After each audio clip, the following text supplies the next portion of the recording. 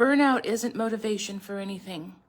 Burnout is not the thing that is, well, it's become popular, but it's really not popular. Unpopular opinion today for you is that burnout is something that we have grown accustomed to in our lives, in our personal lives, in career, in business. And burnout is something that I see as the number one leader of how people operate day in and day out. I see the looks on people's faces and they are exhausted. I see the energy draining from people's faces. And by the time people come into my world, yes, I am a career reclamation instiller. I'm not really a coach. I mean, I am a certified coach, but I have seen people's faces go from no energy, no color, to vibrant. And by the time they have completed my program, they are filled with energy, they have confidence, they're setting boundaries, their inner badass is unleashed. No joke, no kidding. I have seen it. I have the testimonials, I've got the pictures, but I used to walk around in burnout. It was my badge of honor. I was so proud of it. Why? Because it got accolades. It got celebration by other people. Unpopular opinion is that burnout has no place being a badge of honor. Burnout is not the leading force. Unpopular opinion, burnout sucks. Staying in burnout, it takes longer to recover from years of sitting in the fight or flight, stress, trauma, burnout, whatever you want to call it. The decisions that we make, when we make them from burnout, we are giving ourselves permission to run us into the ground. No joke, I am not kidding. And yet I hear people brag and boast about how much they're doing, how many hours they work, how many clients they just got in business. And while that's great, I'm finding that burnout is the leading and driving force in how people make decisions in jobs, how people make decisions in a business idea, how people make decisions in choosing their career, even in the interview chair. You know what's very interesting is that I've learned some tips and tricks to ace the interview without burnout, so that you are aligned in your energetic alignment that boosts your confidence, so you're not proving your self-worth, so that you're not having to prove how great you are, and some stranger giving you accolades for how to that you are great at what you do. You don't need accolades from people that you don't know to remind you how great of a badass you are. Hey, Miss Monica. So I used to run on burnout. Burnout was my badge of honor. I was so happy. I was so proud of myself. But that's what I was taught. I was taught burnout. I was taught that it's normal. I was taught that I couldn't celebrate or be celebrated. I was taught that I had to go from thing to thing, task to task. And of course, the church, I'm going to go here for a second. This is not like a bash, but it's the honest truth. The church idolizes burnout and teaches it to people because they teach work 6 days, take the day off. But then what they want people to do is join their ministry on the only day off that people have. So now you're in burnout mode trying to reach their schedule, which is usually unpaid, by the way. So then you're meeting their schedules, doing all this stuff. I've done it. That's why I'm allowed to talk about it. I am an experienced burnout, frazzled person, but I learned how to turn my frazzledness into unicorn. I did a master class once. I accidentally deleted it. It's called From Frazzled to Unicorn. And it's an amazing thing. So now I incorporate that into everything I do. I implement it, and I'm like, imagine going from burnout and frazzled to not being able to take a break, to not being able to sit still, to not being able to enjoy your hard work, enjoy the fruits of your labor. Imagine going from not being able to give yourself permission to just be and just enjoy all of your hard work. And imagine allowing yourself to sit on the couch, which I'm looking at, and watch a beautiful show that you like. Imagine just not having to do anything.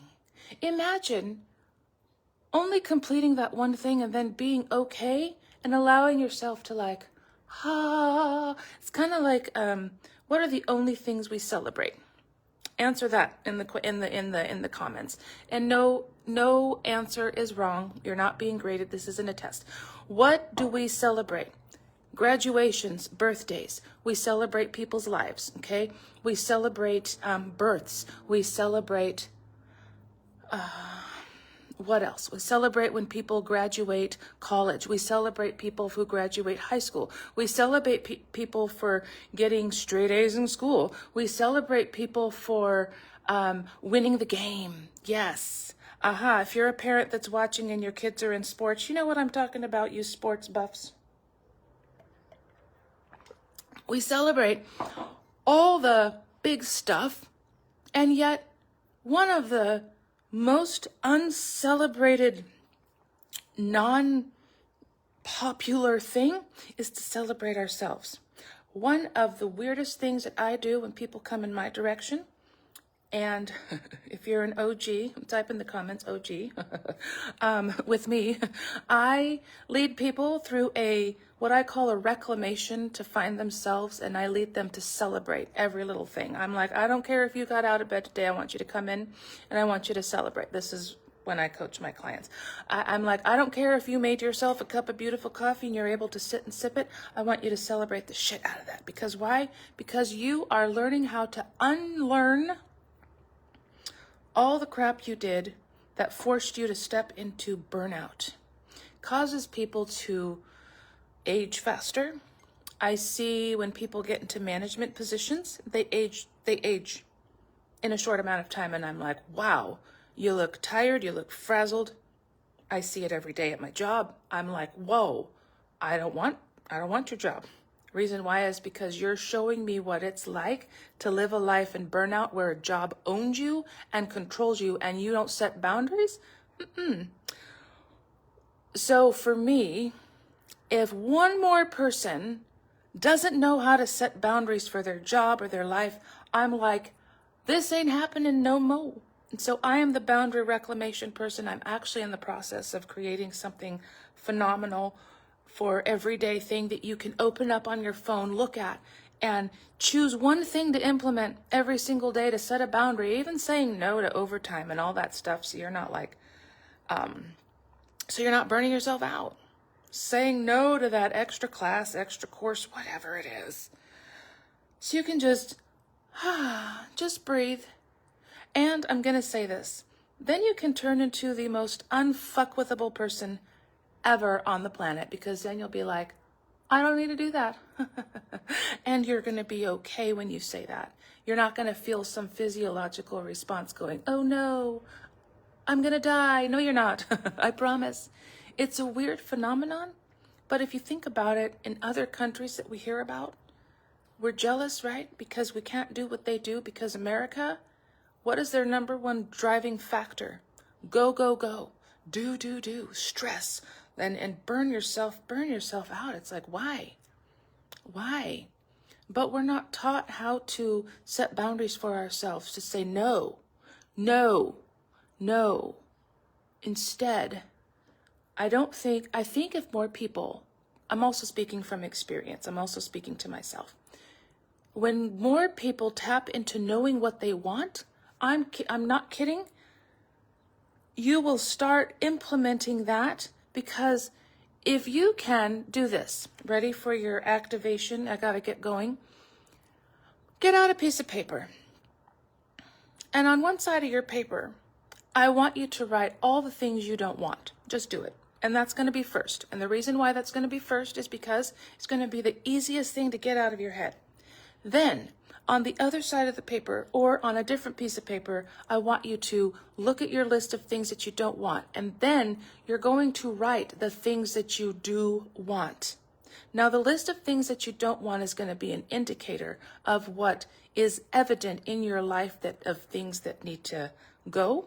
And then the things that you want, that's what you're going to focus on. You can even burn the paper of all the things that you don't want, and this is something you can do on a regular basis on your own. But, oh, hey, okay, William Tongi. Hello. So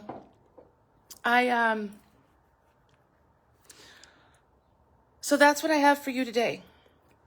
And you can feel free to message me in my inbox. I don't coach in my inbox, but feel free. I would love to celebrate with you after you've done this. And I'm on a mission to bring more people into the just be unicorn phase of their life and let go, ditch frazzledness and burnout, and know that you have permission to let go of everything that's giving you burnout so that you can say yes to the things that light you up. When you're driven by burnout, when are you able to give when have you been able to give yourself what you want? When you're in burnout mode. Last I checked, we're not able to. And I got to get going to an appointment. So thank you so much for watching. Go back and watch from the beginning if you're just now joining me. But I am on a mission because I used to be this person who was, so William, I don't think you're Mr. Tongi from American Idol. Nice try. I'm not here to flirt with you. Anyway, get off my page.